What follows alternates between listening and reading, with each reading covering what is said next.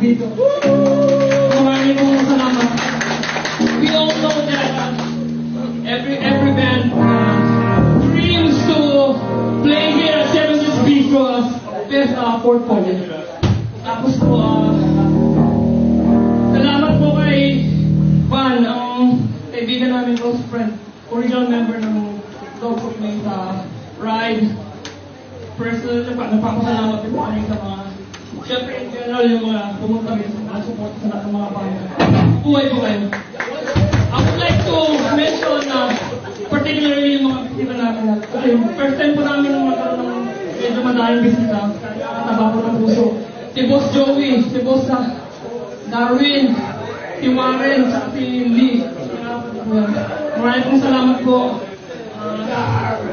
Tapos po, syempre, at ko rin yung mga nag-group po kasi without them, kami nakatugtog dito. So, next song po ay original namin. Paggawa ko.